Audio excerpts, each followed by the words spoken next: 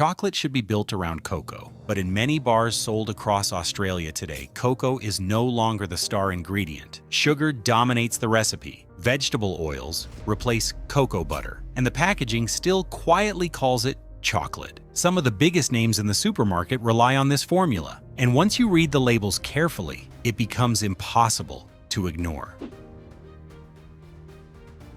In almost any Woolworths store in Australia, you'll probably see a simple black block labeled Woolworths Essentials Dark Cooking Chocolate. It looks perfectly normal with a dark wrapper and melted chocolate pictured on the front.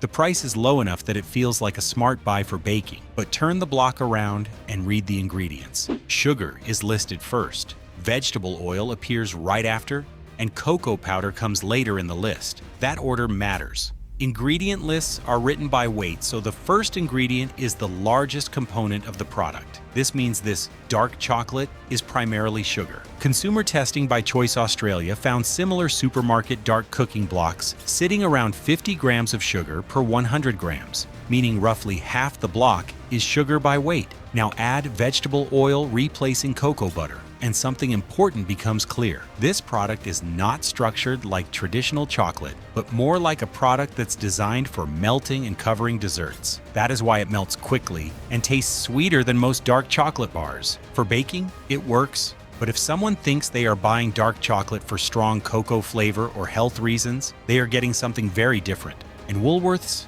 is not the only brand doing this. The next one is much bigger and far more trusted. Cadbury is one of the most recognizable chocolate brands in Australia. Generations of Australians grew up eating dairy milk, and the brand carries enormous trust, which is why Cadbury Baking Dark Chocolate is so interesting. At first glance, it looks like a more serious chocolate that's meant for proper baking and deeper desserts, and delivers a rich cocoa flavor. But the numbers on the nutrition panel tell another story. Choice's analysis lists Cadbury Baking Dark Chocolate with about 51.7 grams of sugar per 100 grams. That means more than half the block is sugar. Now think about how this product is used. Someone melts it into brownies or mud cake, and then also adds the sugar already listed in the recipe. Without realizing it, the baker may be doubling the sugar load coming from the chocolate itself. Many home cooks assume baking chocolate is a concentrated cocoa ingredient, but the reality is that some of these blocks behave much closer to sweet confectionery than intense dark chocolate. The brand is familiar, and the packaging looks trustworthy, but the ingredient balance tells a completely different story. And if that surprised you, the next product sits directly beside it in the chocolate aisle. Cadbury Old Gold has always been marketed as an upgraded dark chocolate product. That should mean stronger chocolate taste and less sweetness. But when you actually taste it, the bar is still quite sweet. And the reason becomes obvious once you check the label. Old Gold contains a high amount of sugar, around 51.7 grams per 100 grams, according to consumer testing. That sugar suppresses the natural bitterness that normally defines dark chocolate. The cocoa flavor gets sweetened until what you are tasting is far closer to confectionery than to true dark cocoa. The black wrapper signals premium chocolate. The word dark suggests higher cocoa. Everything about the presentation nudges the buyer toward one conclusion, that this must be the richer option. Most shoppers never stop to question it, but the ingredient shows the bar is still engineered around sugar first and cocoa second, which means many people believe they have bought a deeper chocolate when they choose Old Gold, but really, they are paying for a slightly darker version of the same sweet profile. Daryl Lee is one of those brands that feels safe. When you see the words traditional dark chocolate, it sounds like something simple, but once you turn the block around, the story becomes less comforting.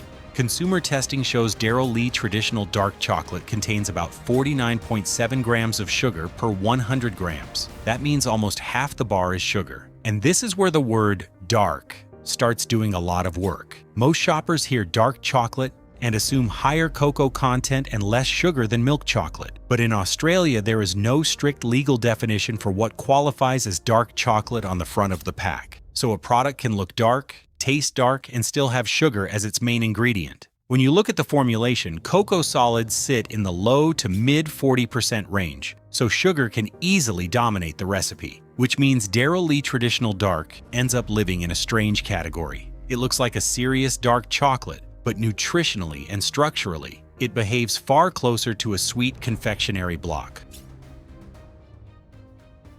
Plaistowe is Nestlé's serious baking chocolate brand.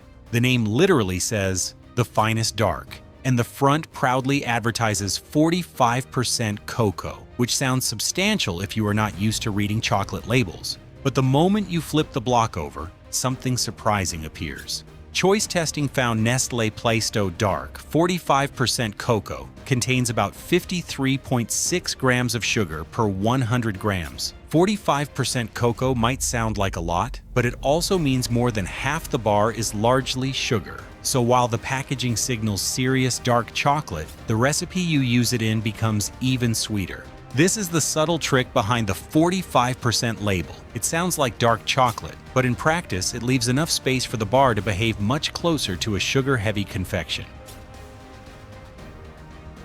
After seeing how many supermarket dark chocolates are built around sugar and vegetable oils, the obvious question becomes, what does real dark chocolate look like? The answer is surprisingly simple: more cocoa, less sugar, and cocoa butter instead of vegetable oil. Once you start reading labels with that in mind, a few brands stand out immediately.